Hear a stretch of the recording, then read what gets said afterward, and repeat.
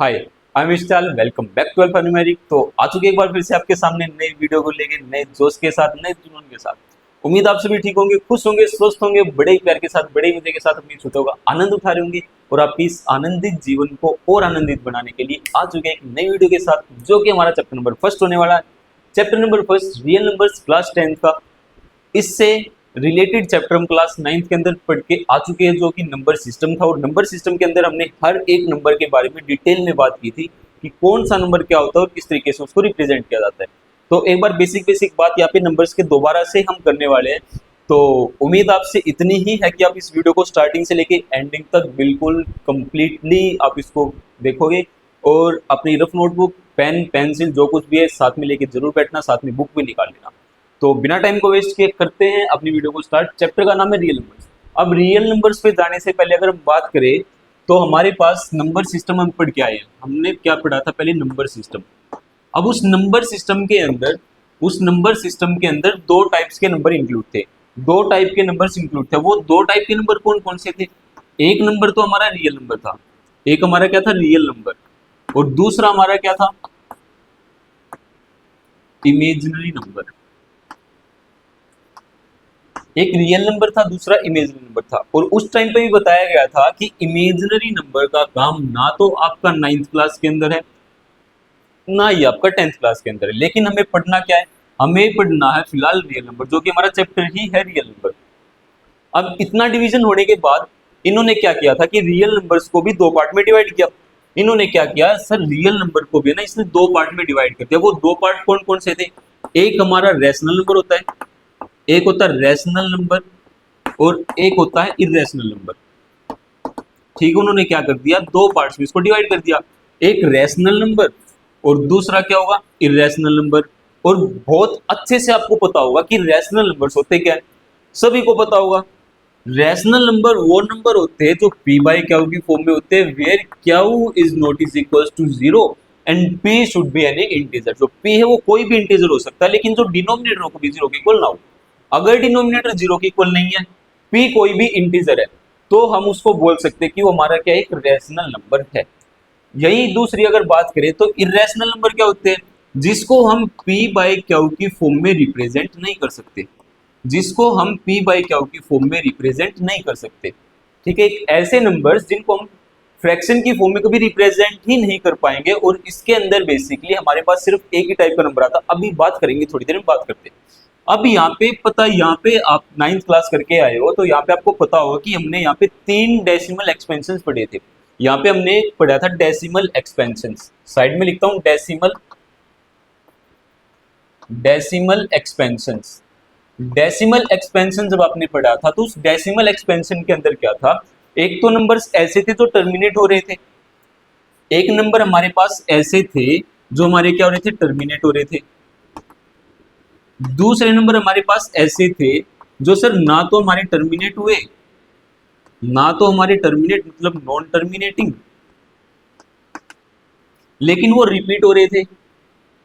Non terminating repeating numbers मतलब terminate भी नहीं हुए, लेकिन वो आगे चल के रिपीट हो रहे थे कहीं ना कहीं पॉइंट के बाद। तीसरे नंबर्स हमारे क्या थे कि सर ना तो वो टर्मिनेट हो रहे, ना तो वो हमारे टर्मिनेट हो रहे, और ना ही वो रिपीट हो रहे।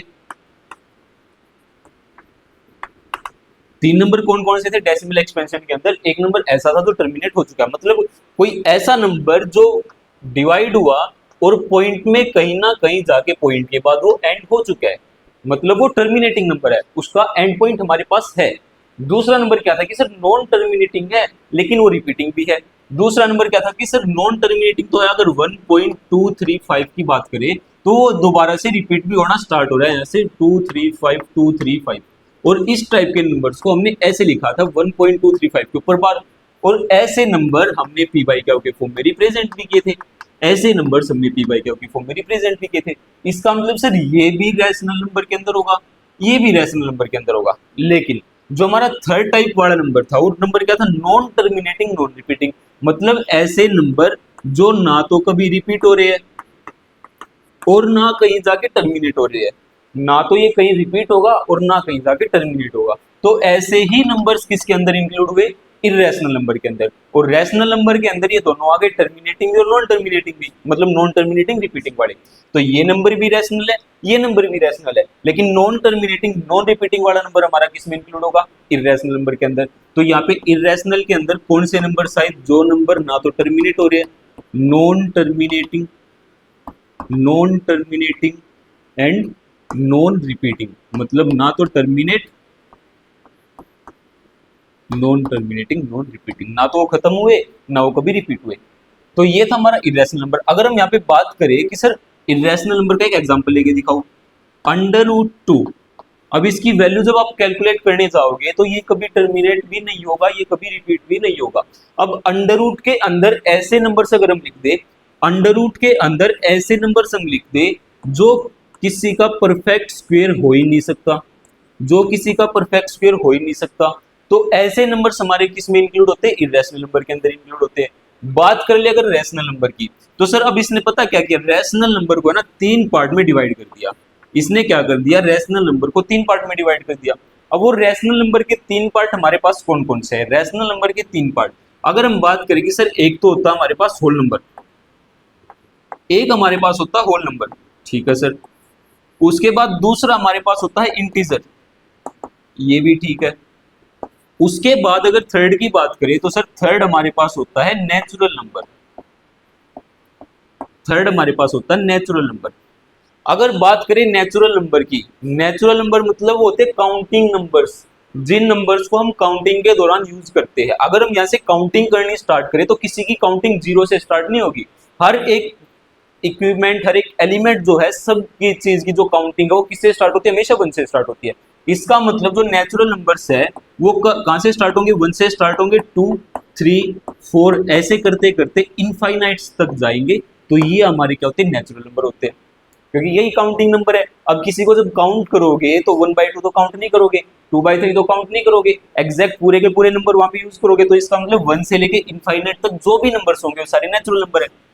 बात कर ले होल नंबर की, होल नंबर के अंदर नेचुरल नंबर तो होंगे ही होंगे, साथ साथ जीरो भी इंक्लूड हो जाएगा। होल नंबर के अंदर नेचुरल नंबर्स तो है लेकिन उसके साथ इंक्लूड होगा 0, 0, 1, 2, 3 और ऐसे करते करते सर इनफाइनाइट चले जाओ। ये सारे हमारे नंबर कौन से, होल नंबर है, ठीक है सर। सर एक बीच में बच गया इंटीजर। अब इंटीजर भी है ना, इंटीजर पता करोगे तो इंटीजर जो है उस इंटीजर के भी आपके पास 3 पार्ट है, इंटीजर के भी आपके पास 3 पार्ट है। और वो 3 पार्ट कौन कौन से है कि सर एक तो नेगेटिव नंबर्स भी होते हैं, क्योंकि हमने जब नंबर लाइन पढ़ी थी, हमने जब नंबर लाइन पढ़ी थी तो उस नंबर लाइन के पास बीच में तो 0 होता है, 0 से राइट साइड जाओगे तो सर सारे पॉजिटिव नंबर, और 0 से लेफ्ट साइड जाओगे तो सारे नेगेटिव नंबर आएंगे। 0 से राइट साइड गए सारे पॉजिटिव आए, 0 से लेफ्ट साइड गए सारे हमारे पास नेगेटिव नंबर आए। इसका मतलब सर जो इंटीजर है ना, उस इंटीजर के अंदर नेगेटिव नंबर भी होंगे, मतलब हम उसको नेगेटिव इंटीजर भी बोल सकते हैं। हमारे पास एक नंबर क्या होता है, नेगेटिव इंटीजर, ठीक है। दूसरा नंबर हमारा क्या होता है, दूसरा नंबर हमारा क्या होता है, positive integer, negative integer, positive integer. और तीसरा नंबर हमारे पास क्या होगा, जीरो इंटीजर। जीरो इंटीजर में अब क्या इंक्लूड होगा, जीरो इंटीजर में क्या इंक्लूड होगा, जीरो इंटीजर में होता है जीरो, जीरो इंटीजर में होता है जीरो। नेगेटिव इंटीजर में सारे negative natural numbers, positive integer में सारे पॉजिटिव नेचुरल नंबर्स, ठीक है। ये हमारी बात हो गई नंबर सिस्टम के बारे में, ये हमने बात कर ली नंबर सिस्टम। तो रियल नंबर को अगर एक डेफिनेशन और हम देना चाहे कि रियल नंबर्स होते क्या है, ऐसे नंबर्स जिनको हम नंबर लाइन के ऊपर रिप्रेजेंट कर सके, ऐसे नंबर्स जिनको हम नंबर लाइन के ऊपर रिप्रेजेंट कर सके। सिंपल सी बात है, ये सारे नंबर तो आराम से रिप्रेजेंट हो सकते हैं। और अगर बात करें कि रियल नंबर के पास तो इरेशनल नंबर भी है और इरेशनल के पास √2 है, तो हम √2 को नंबर लाइन के ऊपर कैसे रिप्रेजेंट करेंगे, 9th क्लास में करके आ चुके हैं। √2 भी नंबर लाइन पे रिप्रेजेंट किया है, √3 भी किया है और √5 भी किया है। तो इसका मतलब जो रियल नंबर्स है वो क्या होते हैं, those numbers which can be represent on number line. ऐसे नंबर जिनको हम नंबर लाइन के ऊपर रिप्रेजेंट कर सकते हैं, वही हमारे सारे नंबर क्या होंगे, रियल नंबर्स होंगे। तो यहाँ तक तो हमारा खेल था सारा नंबर सिस्टम का, यहाँ तक हमारा खेल किसका था, सारा नंबर सिस्टम का खेल था। मतलब अभी तक तो हमने बात की सिर्फ नंबर्स के बारे में कि नंबर्स कौन से होते हैं। अब आपके 10th क्लास के अंदर पहले एक टॉपिक हुआ करता था यूक्लिड्स डिवीजन लेम्मा या फिर यूक्लिड्स डिवीजन एल्गोरिथम, वो टॉपिक आपका सिलेबस से कैंसिल आउट हो चुका है। बहुत साल पहले वो सिलेबस से कैंसिल आउट हो चुका है, लेकिन अब वो सिलेबस में है ही नहीं, तो आप उसको पढ़ना ही नहीं है, ना ही वो आपकी न्यू एनसीईआरटी में है। ठीक है, अब उसके बाद हमारे पास एक थ्योरम आती है, उस टॉपिक के बाद डायरेक्ट हमारे पास एक थ्योरम आती है जो कि है फंडामेंटल थ्योरम ऑफ अरिथमेटिक। उसके बाद हमारे पास कहती है थ्योरम आती है, एक हमारे पास थ्योरम होती है, वो थ्योरम क्या है, थ्योरम, थ्योरम का नाम है sir fundamental, fundamental theorem of arithmetic. अब ये फंडामेंटल थ्योरम ऑफ अरिथमेटिक होती क्या है, फंडामेंटल थ्योरम ऑफ अरिथमेटिक होती क्या है, fundamental of theorem of arithmetic ये कहती है कि जो भी हमारे पास कंपोजिट नंबर्स होते हैं, जो भी हमारे पास कंपोजिट नंबर्स होते हैं, उनको हम प्रोडक्ट ऑफ प्राइम की फॉर्म में एक्सप्रेस कर सकते हैं। फंडामेंटल थ्योरम ने क्या बोला, the numbers composite numbers are expressible in the form of product of primes. हर एक कंपोजिट नंबर को हम प्राइम के प्रोडक्ट के फॉर्म में एक्सप्रेस कर सकते हैं। अब ये बोलोगे सर आपने अभी तक तो नंबर्स पढ़ा दिए सारे, लेकिन ना तो आपने कंपोजिट नंबर के बारे में बात करी और ना ही आपने प्राइम नंबर्स के बारे में बात करी। तो एक बार इस थ्योरम पे आने से पहले हम इन दोनों नंबर्स के बारे में बात कर लेते हैं। एक होता है हमारे पास प्राइम नंबर, एक होता है कंपोजिट नंबर, और एक हमारे पास आता है यहाँ पे को प्राइम नंबर। तीनों नंबर्स का बहुत इंपॉर्टेंट रोल है इस चैप्टर के अंदर। बात करें प्राइम नंबर की, प्राइम नंबर कौन से होते हैं, वो नंबर, ऐसे नंबर जिनके पास फैक्टर के तौर पे सिर्फ 1, और वो नंबर अगर नंबर जो भी है, जो कुछ भी है, 2 है, 3 है, 5 है, तो ऐसे नंबर जिसके पास फैक्टर पे तौर पे ओनली 2 फैक्टर्स, हम अगर यहाँ पे बात करें those numbers which have only 2 factors, those numbers which have only 2 factors, जिसके पास सिर्फ और सिर्फ 2 फैक्टर हो, एक तो 1 हो और दूसरा वो नंबर खुद हो। अगर ऐसे नंबर्स हमारे पास है जिसके पास 2 फैक्टर है, तो उसको हम बोलेंगे प्राइम नंबर। बात करें कंपोजिट नंबर की, प्राइम नंबर कंपोजिट का उल्टा होता है। अब इसने क्या बोला, जिसके पास 2 फैक्टर हो, लेकिन कंपोजिट नंबर वो होते हैं हैविंग मोर देन 2 फैक्टर्स, ऐसे नंबर जिसके पास 2 से ज्यादा फैक्टर होंगे, हैविंग मोर देन 2 फैक्टर्स, ऐसे नंबर जिनके पास 2 से ज्यादा फैक्टर हो, ऐसे नंबर्स जिनके पास 2 से ज्यादा फैक्टर हो। ठीक है सर, बात करें कोप्राइम नंबर की। अब कोप्राइम नंबर्स होते क्या, कोप्राइम नंबर होता नंबर्स का पेयर, और नंबर्स का ऐसा पेयर जिसके पास कॉमन फैक्टर के तौर पे सिर्फ और सिर्फ 1 होगा, जिसके पास कॉमन फैक्टर के तौर पे सिर्फ और सिर्फ 1 होगा। those numbers which have only one as their common factor, जिस नंबर के पास, जिन नंबर्स के पास फैक्टर के तौर पे, कॉमन फैक्टर के तौर पे सिर्फ और सिर्फ क्या होना चाहिए, 1 होना चाहिए, वो नंबर्स हमारे क्या होंगे सर, कोप्राइम नंबर होंगे। ठीक है, आपने सर ये डेफिनेशन तो बता दी, लेकिन इनके एक एग्जांपल और देके दिखा दो। अब बात कर लेते हैं एग्जांपल की।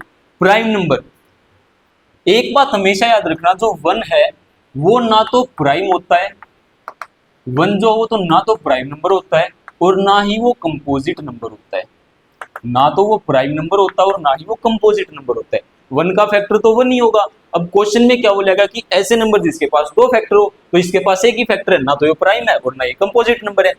1 ना प्राइम में इंक्लूड होगा ना कंपोजिट में इंक्लूड होगा, तो सर प्राइम नंबर स्टार्टिंग कहां से होगी, प्राइम नंबर की स्टार्टिंग होगी 2 से, प्राइम नंबर की स्टार्टिंग होगी 2 से। क्यों, अगर 2 के यहाँ पे फैक्टर फॉर्म करोगे तो सर 2 का एक फैक्टर तो 1 है, और 2 का उसके बाद दूसरा फैक्टर 2 ही होगा, इसके अलावा कोई फैक्टर इसका हो ही नहीं सकता, इसके अलावा इसका कोई फैक्टर ही नहीं हो सकता। अब फैक्टर्स होते क्या है, यहाँ पे भी कंफ्यूजन क्रिएट हो रहा होगा। फैक्टर्स होते क्या है, फैक्टर्स होते क्या है, ऐसे नंबर्स जो उस नंबर को डिवाइड कर सके, ऐसे नंबर्स जो उस गिवन नंबर को डिवाइड कर सके।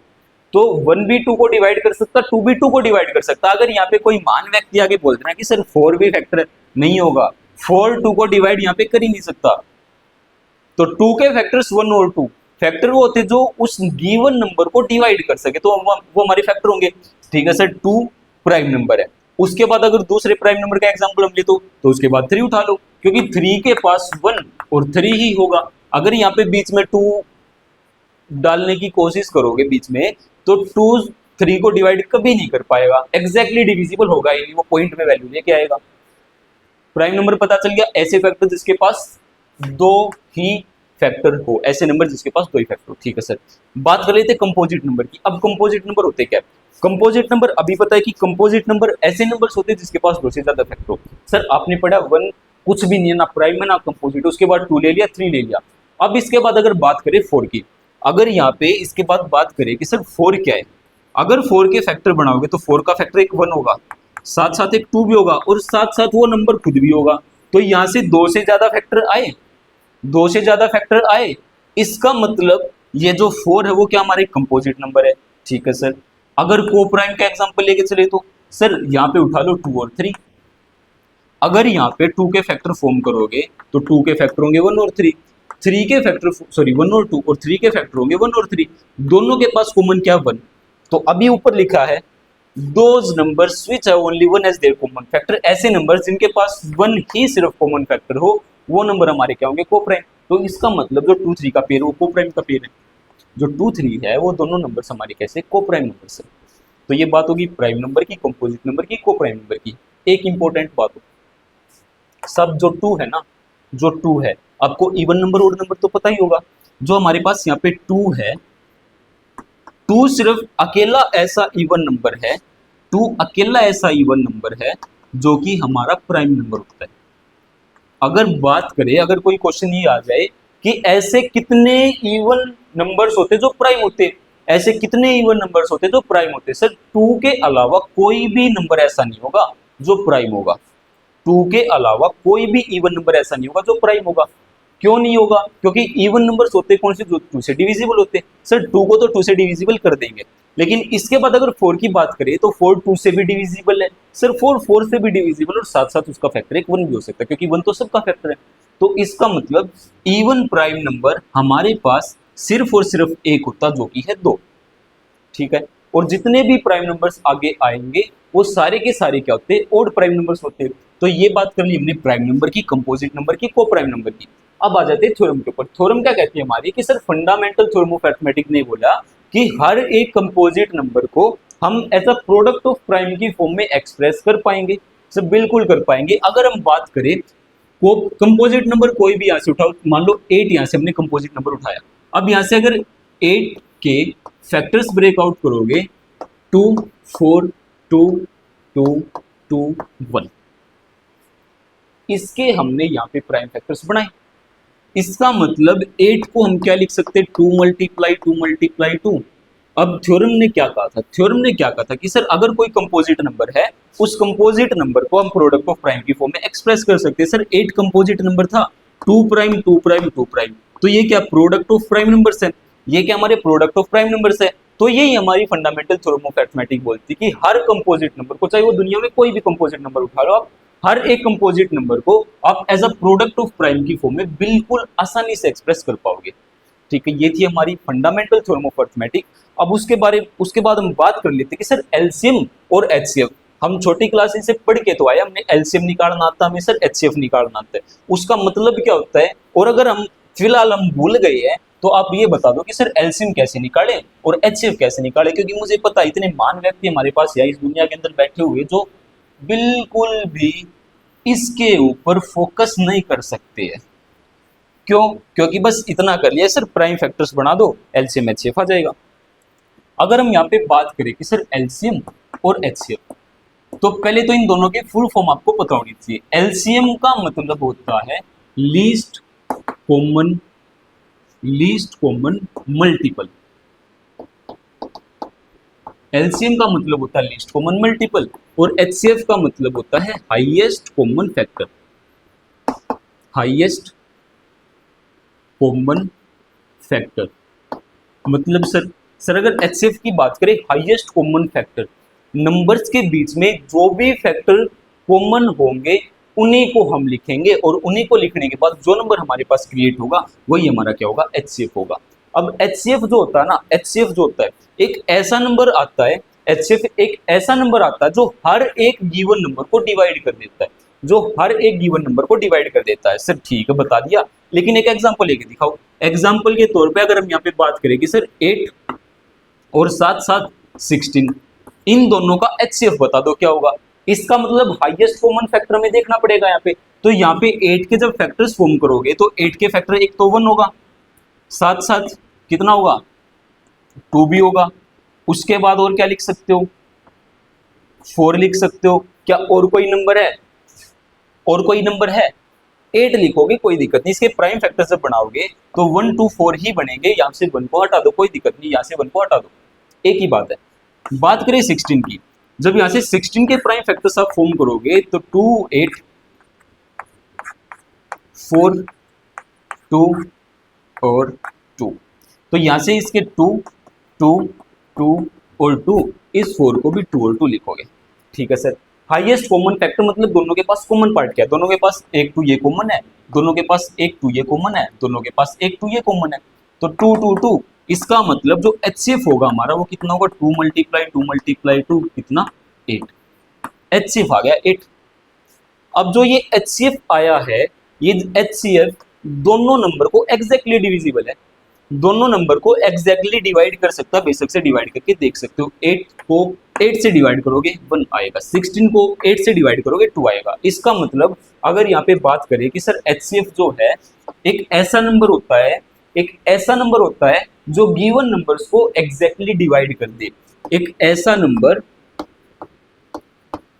एक ऐसा नंबर जो गिवन नंबर्स को, जो गिवन नंबर्स को एग्जैक्टली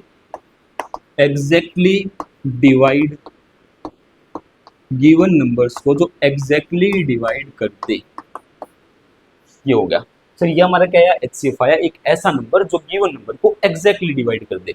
ठीक है, हमने यहाँ पे एग्जांपल भी देख लिया। बात करें लीस्ट कॉमन मल्टीपल, सबसे छोटा कॉमन मल्टीपल क्या होगा। अगर हम यहाँ से 8 और 16 को ही लेके चले, अगर हम यहाँ पे 8 को और 16 को लेके चले तो 8 के मल्टीपल लिखने स्टार्ट कर दो। 8 1 जा 8, 8 2 जा 16, 8 3 जा 24, ऐसे करते करते 8 के मल्टीपल लिखोगे। और ये मल्टीपल कहाँ तक लिखने हैं, जब 16 को स्टार्ट करोगे तो सर 16 1 जा 16, जब तक दोनों के पास हमें कोई ना कोई नंबर कॉमन ना दिख जाए तब तक आप इनके मल्टीपल्स लिखते जाओगे, तब तक आप इनके मल्टीपल्स लिखते जाओगे। तो सर हमें यहाँ दिख गया कि 8 के पास 16 आया, 16 के पास 16 आया, बस बात खत्म। इसका मतलब 8 का और 16 का जो एलसीएम होगा सर वो 16 होगा। 8 का और 16 का जो एलसीएम होगा वो हमारा 16 होगा। क्यों? क्योंकि 16 हमें यहाँ पे कॉमन दिख चुका है। ठीक है सर, 8 का और 16 का 16। जैसे सर आपने ये बताया, जैसे आपने यहाँ पे बताया कि एक ऐसा नंबर जो गिवन नंबर को एग्जैक्टली डिवाइड कर दे उसको हम HCF बोलेंगे, लेकिन एलसीएम को क्या बोलेंगे, एलसीएम को लिख के दिखाओ ना यहाँ पे। तो एलसीएम एक ऐसा नंबर होता है जो दोनों नंबर से एग्जैक्टली डिविजिबल होता है। HCF क्या था, जो दोनों गिवन नंबर्स को डिवाइड कर दे, लेकिन एलसीएम क्या होता है, जो डिवाइड हो जाए। HCF क्या था, जो नंबर्स को डिवाइड कर दे, लेकिन एलसीएम क्या था, जो डिवाइड हो जाए।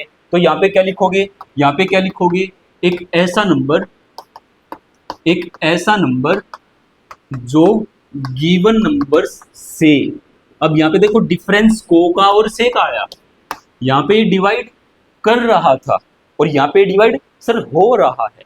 तो एक ऐसा नंबर जो गिवन नंबर से डिवाइड हो जाए, हो जाए, हो जाए।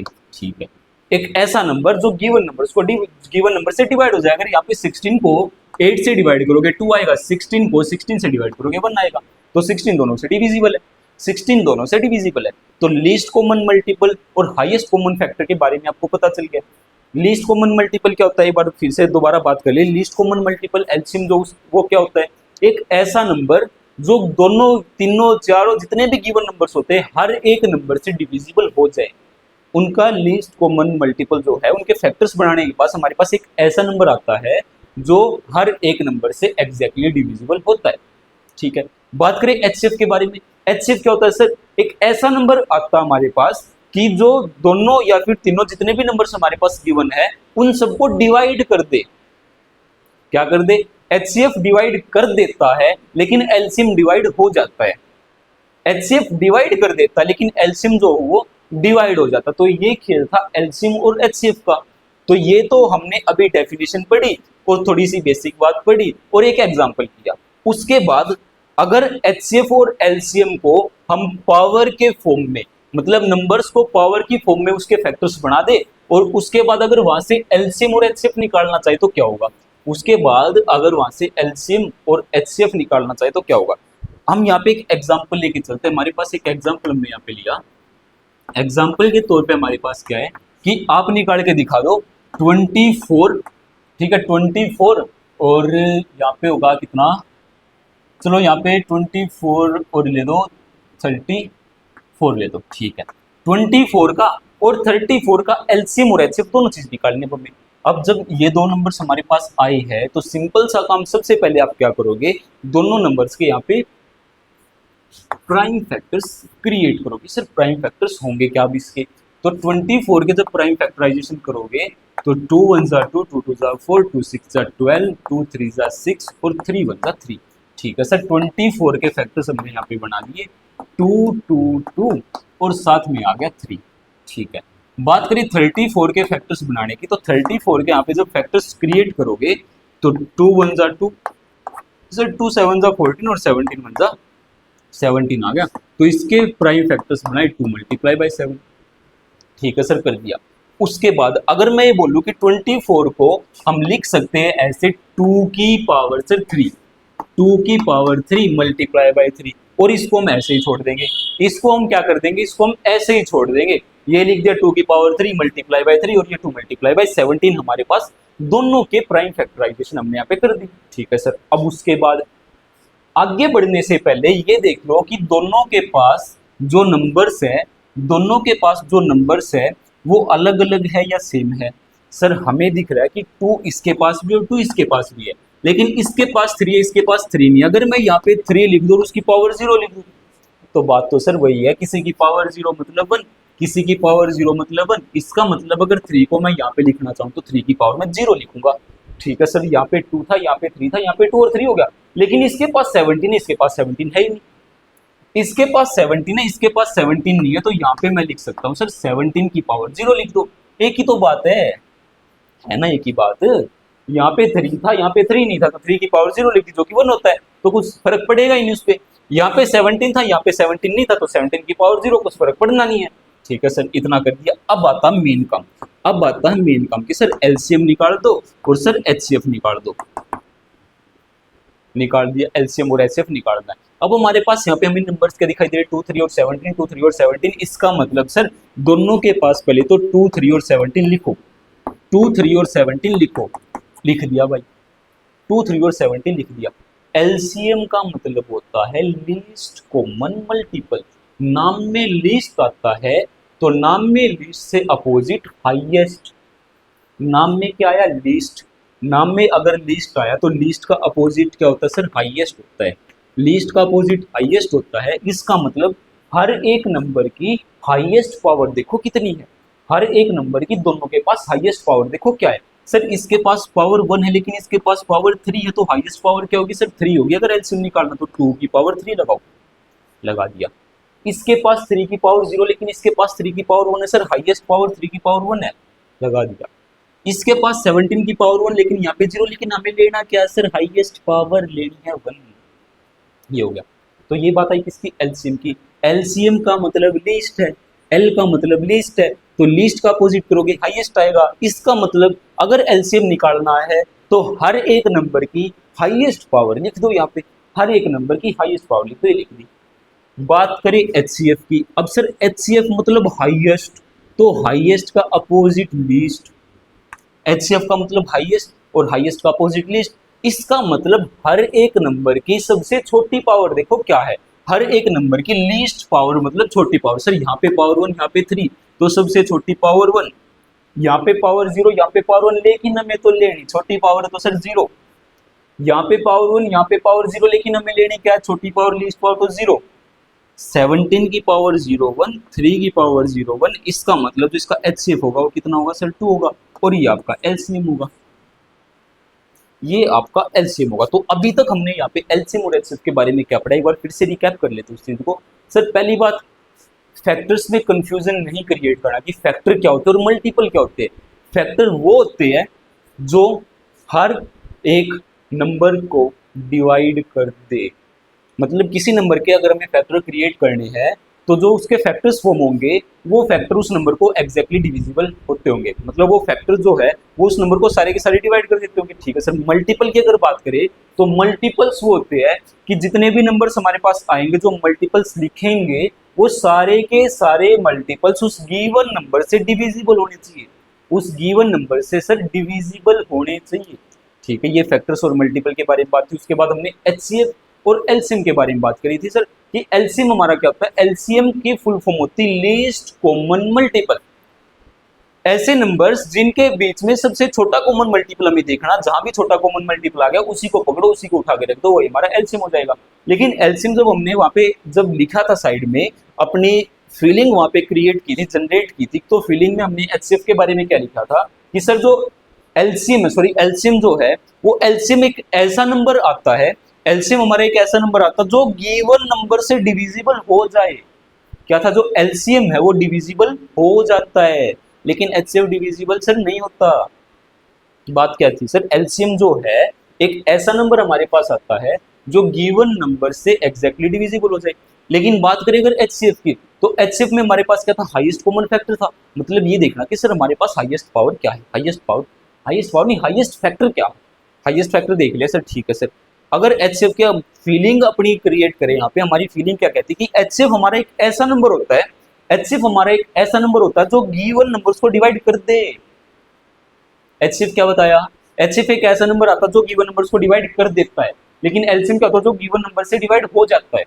यही था ना। अब देखो यहाँ पे उसके बाद अगर हम यहाँ पे एग्जांपल के तौर पे पावर के बारे में हमने बात की थी कि पावर की फॉर्म में हम कैसे एक्सप्रेस करेंगे और कैसे डिफाइन करेंगे। एलसीएम के नाम में आता है लिस्ट, एलसीएम के नाम में आता है लिस्ट, तो लिस्ट का अपोजिट होता है हाईएस्ट।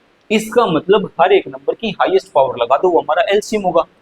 एचसीएफ के नाम में आता है हाईएस्ट, तो सर हाईएस्ट का अपोजिट होता है लीस्ट, तो हर एक नंबर की छोटी पावर लगा दो वही हमारा क्या होगा, एचसीएफ होगा। तो ऐसा करने से पहले हमने क्या किया था कि दोनों नंबर्स के पास जो नंबर नहीं थे वो नंबर हमने लिख दिए, मतलब दोनों नंबर्स के पास सारे के सारे नंबर्स यहाँ पे प्रेजेंट होने चाहिए। अगर इसके पास 2317 है तो इसके पास भी 2317 होना जरूरी था, तो जिसके पास नहीं था उसके पास वो नंबर लिख के पावर 0 लगा दी, क्योंकि किसी की नंबर की भी पावर 0 हमेशा बन देती है। किसी भी नंबर की पावर जो 0 है वो हमेशा आंसर के तौर पे यहाँ पे हमें 1 देती है। ठीक है, तो सर हमने यहाँ पे बात कर ली एलसीएम क्या होता है, हमारे पास यहाँ पे एचसीएफ क्या होता है। ठीक है, अब यहाँ पे है ना एलसीएम और एचसीएफ के बेसिस पे एक फॉर्मूला आता है, एलसीएम का और एचसीएफ का हमारे पास यहाँ पे एक फॉर्मूला आता है। वो फॉर्मूला क्या है, वो फॉर्मूला शायद आप पढ़ के भी आए हो, 9th क्लास में किया होगा या फिर छोटी क्लासेस में भी ये आ जाता है, फिलहाल शायद 8th क्लास में भी है, 7th में भी है, मतलब छोटी क्लासेस में वो फॉर्मूला हमारे पास हम देखने को मिल जाता है। फॉर्मूला हमारा क्या होता है कि अगर आपके पास कोई भी दो नंबर्स गिवन हो, अगर आपके पास कोई भी दो नंबर्स गिवन हो, मान लो दो नंबर हमारे पास ए है और बी है, और क्वेश्चन में ये बोल दिया हो कि आपके पास ए और बी नंबर दे रखे हैं और उसका एलसीएम दे रखा है और आप एचसीएफ निकाल के दिखा दो, तो यहाँ से एचसीएफ ऐसे नहीं निकालोगे कि सर इसके फैक्टर्स बनाओ, नहीं, हमारे पास एक फॉर्मूला होता है सर, सिर्फ फॉर्मूला होता है LCM multiply by HCF. LCM को और एचसीएफ को मल्टीप्लाई जब करोगे तो प्रोडक्ट ऑफ नंबर्स के इक्वल होता है, वो हमारा क्या होता है, प्रोडक्ट ऑफ नंबर्स के इक्वल होता है, और प्रोडक्ट ऑफ नंबर्स मतलब ए और बी की मल्टीप्लीकेशन के इक्वल होता है। एलसीएम किसका, ए का बी का, एचसीएफ किसका सर, ए का और बी का। हमारे पास ये फॉर्मूला एक होता है कि जो एलसीएम इंटू एचसीएफ हो प्रोडक्ट ऑफ नंबर्स के इक्वल होता है, प्रोडक्ट ऑफ गिवन नंबर्स के इक्वल होता है। तो ये तो बात हुई तब जब हमें सिर्फ दो नंबर्स का एलसीएम और एचसीएफ दे रखा होगा, लेकिन अगर यहाँ पे दो नंबर की जगह तीन नंबर हो, अगर यहाँ पे दो नंबर की जगह तीन नंबर हो, अगर यहाँ पे हमारे पास 3 नंबर्स प्रेजेंट हो ए बी और सी, तो सर अब इस ए बी सी का एलसीएम एचसीएफ अगर कुछ दे रखा हो तो फॉर्मूला यहाँ पे क्या बनता है, यहाँ पे जो फॉर्मूला जनरेट होता है, यहाँ पे फॉर्मूला आता है सर अगर एलसीएम निकालना है उस नंबर का, अगर उस नंबर का एलसीएम निकालना है ए बी सी का, तो एलसीएम से अलग वाले की बात करेंगे हम, यहाँ पे एचसीएफ की बात करेंगे। अगर एलसीएम निकालना तो बात करेंगे एचसीएफ की। इसका मतलब पहले तो तीनों नंबर्स को कर दो मल्टीप्लाई, ए बी और सी, उसके बाद उसके साथ में लिख दो तीनों का HCF, HCF of A B and C, divide कर दो दो दो नंबर के पेयर के साथ, HCF of A B multiply HCF of B C multiply H C F of C A. तो ये हमारा यहाँ पे फॉर्मूला क्रिएट हो जाता अगर एलसीएम उस नंबर का निकालना है तो। अगर एलसीएम उस नंबर का निकालना है तो ये हमारे पास फॉर्मूला था। ये तो बात होगी सर अगर एलसीएम निकाल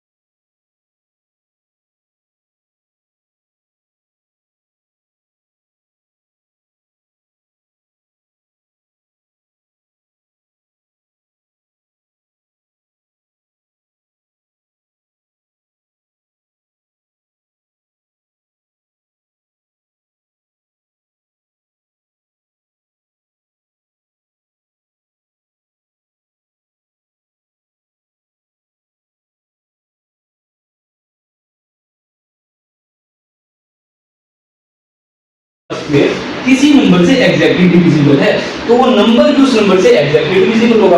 ठीक है सर, यहाँ पे हमने कंक्लूजन निकाल दिया। अब इतना कंक्लूजन निकालने के बाद हमने पी के बारे में बात तो कर ली, लेकिन अब क्यू के बारे में बात कर लिए। अब उस क्यू के बारे में बात क्या करेंगे, हमें पता चले कि पी एग्जैक्टली डिविजिबल है किससे, 2 से।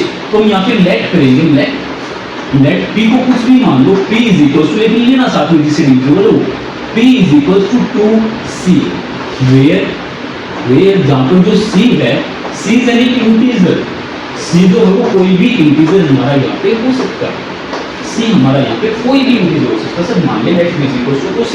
अब इस इक्वेशन सर आपने यहाँ पे बना के छोड़ दिया, इस इक्वेशन का यूज करो। अब पहली इक्वेशन पर इक्वेशन क्या थी हमारी, इक्वेशन नंबर फर्स्ट, तो इस p की वैल्यू हम फर्स्ट इक्वेशन में रखेंगे from equation first, from equation first. Equation first हमारी क्या थी sir, 2q square is equal to p का स्क्वायर था, मतलब p की जगह हम क्या लेंगे, 2c का स्क्वायर लिखेंगे, तो 2q square is equal to 2 to the 4c square. Sir हमें क्या होता है रिलेशन लेके आना, तो सर इस c को यहाँ पे छोड़ दो, इस 4 को उठा के डिवाइड कर दो, तो इसका मतलब 2q स्क्वायर बाय 4 आएगा is equal to c square आएगा, इसको डिवाइड करोगे तो हमें दिखाई देगा कि q square by 2 is equal to c square आ गया। भाई साहब q square by 2 is equal to c square आ गया यहाँ पे। अब यहाँ पे सेम प्रोसेस आया ना, q square is equal to p square by 2 था और q square by 2 is equal to c square आया। इसका मतलब कि सर जो q स्क्वायर है वो 2 से एग्जैक्टली डिविजिबल है। इसका मतलब सर जो q स्क्वायर है इज एग्जैक्टली डिविजिबल बाय 2। और अगर q स्क्वायर 2 से एग्जैक्टली डिविजिबल है तो sir q is also exactly divisible by 2 बोल सकते हैं, q is also exactly divisible by 2। बस यहाँ पे आके हमारा क्या लिखना है, तो उसके बाद एक स्टेटमेंट लिखनी होती है बस। उसके बाद हमें सिर्फ एक स्टेटमेंट लिखनी है छोटी। अब बताते हैं कैसे, पहले ये देखो। अब यहाँ पे हमने क्या देखा, कि सर जो p था वो भी 2 से डिविजिबल है, और सर जो हमारा q था ना, जो हमारा q था वो भी 2 से डिविजिबल है, लेकिन p और q क्या थे सर, कोप्राइम नंबर्स थे। और कोप्राइम नंबर क्या होते हैं, जिसके पास एक के अलावा कोई कॉमन फैक्टर ही ना हो। लेकिन हमने यहाँ पे क्या कर दिया, यहाँ पे तो चमत्कार हो गया ना कि जो p है उसके पास भी 2 है और जो क्या उसके पास भी 2 है। इसका मतलब p और q दोनों के दोनों से डिवाइड हो रहे हैं, तो सिंपल सा मतलब क्या हुआ इसका, कि जो सर 2 है वो p के पास भी है और q के पास भी, मतलब 2p और q का कॉमन फैक्टर है। यहाँ पे जो 2 है और यहाँ पे 2 है, ये p q के पास है, p के पास है, इसका मतलब p और q के पास कॉमन फैक्टर 2 है। फ्रॉम अबव कंक्लूजन,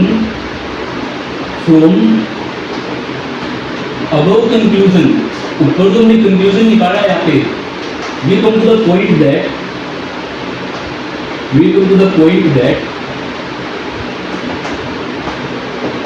क्या हमने यहाँ पे क्या पता किया कि P and Q have 2 as its common factor, P और Q के पास जो है 2 उसके कॉमन फैक्टर के तौर पर है यहाँ पे प्रेजेंट। तो हम नहीं बोल सकते P और Q कोप्राइम है। अगर हम ये नहीं बोल सकते कि सर P और Q कोप्राइम है, तो हम ये भी नहीं बोल सकते कि उसको P by Q की फॉर्म में एक्सप्रेस कर पाएंगे। तो हम ये भी नहीं बोल सकते कि वो अगर P by Q की फॉर्म में एक्सप्रेस नहीं हो सकता तो सर वो रैशनल नंबर भी नहीं होगा। अगर P और Q के पास वो कॉमन फैक्टर आ गया, इसका मतलब P और Q दोनों आपस में कैंसिल आउट हो गए, तो ऊपर कुछ ना कुछ नंबर तो बचेगा यहाँ पे। तो सर ये रैशनल नंबर तो बचा ही नहीं। P और Q क्या होने चाहिए थे, ऐसे नंबर जिसके पास कुछ भी कॉमन हो ही ना, लेकिन हमारे पास कॉमन आया तो इसको हमारे पास हमने जो यहाँ पे एजम्पशन किया था let under root is rational number, यहाँ पे एजम्पशन किया था ना let us assume that under root is a rational number, ये नहीं मानना था, लेकिन हमारे पास वहाँ पे जो एजम्पशन था वो गलत हो गया ना। अब हमारा जो एजम्पशन था सर वो वहाँ पे गलत हो चुका है। क्यों? क्योंकि तो हमारे पास यहाँ पे कॉमन आ चुका है। तो यहाँ पे क्या लिखोगे, आवर एजम्पशन इज रॉन्ग, आवर assumption is wrong। जो हमारा assumption था, जो हमने assume किया तो वो हमारा wrong है। So under root 2 is an irrational number। अगर under root 2 rational नहीं है तो सिंपल सा एक ही तो नंबर बचेगा, irrational बचेगा।